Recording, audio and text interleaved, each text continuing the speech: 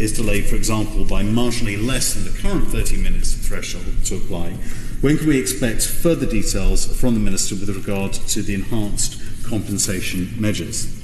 Mr. Speaker, last week saw the all too familiar sight of Southern Railway staff handing out leaflets to passengers advising the details of the latest RMT union strikes. Now, I have been clear, I have no hesitation in criticising GTR when necessary, and Mr. Speaker, as a regular commuter on the network, I doubt there will be a single member here tonight who disagrees with me in saying that it is extremely necessary on far too many occasions to hold the company to account. But we cannot allow the RMT union to escape blame either.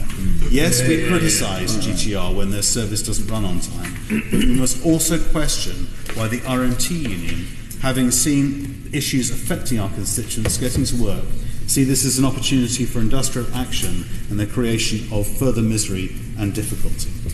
Would you remember good way? Of course, I'd be delighted. I thank my honourable friend for giving way. Would my honourable friend agree that the RMT strike is totally without justification? There are no pay cuts, no job losses. There will still be 2 staff on all the trains. And would he also join me in condemning not just the official strike action, but the equally invidious unofficial strike action held via the very high levels of sickness we see on a daily basis?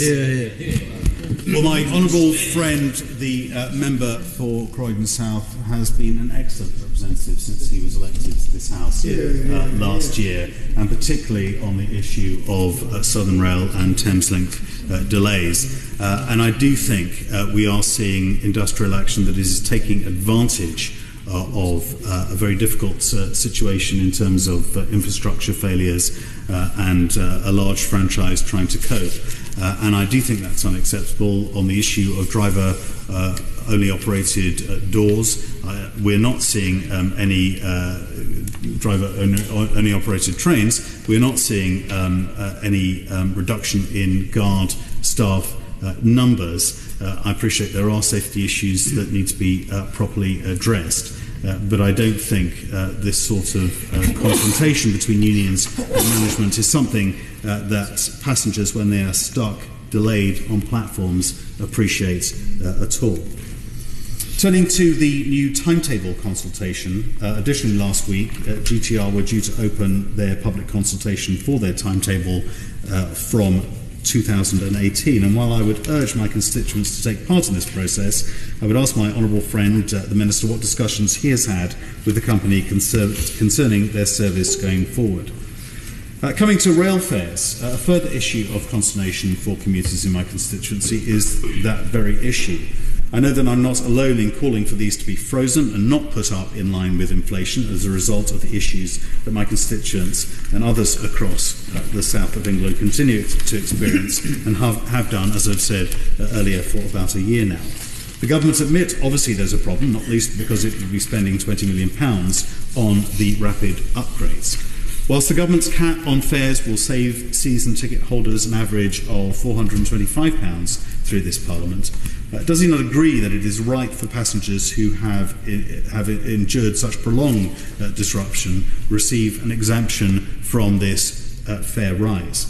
Mr. Speaker, in conclusion, whilst we are seeing some benefits, such as the new rolling stock, the Thameslink Class 700 trains, for example, it is not happening quickly enough. Passengers in Crawley and across London and the southern counties continue to be affected.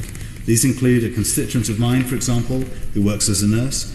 All she wishes to do, Mr. Speaker, is get to work to serve her patients. However, because she travels by rail, this is becoming more and more difficult for her.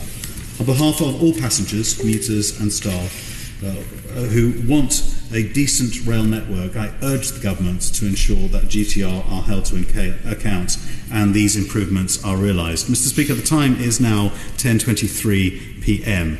I anticipate this debate will conclude at about 11:15. Normally, I should be able to rely on getting the tube to London Victoria Station and a train back to Three Bridges. The reality is today I have driven in to Westminster because I cannot be confident of getting home tonight unless I do that. The impact that is having on our broader transport congestion and infrastructure is unacceptable, and what might seem quite a parochial issue I think is one that is affecting the national economy and is having a significant effect, both people's personal lives being affected and the strength and the growth and the environmental impact of London and the South East.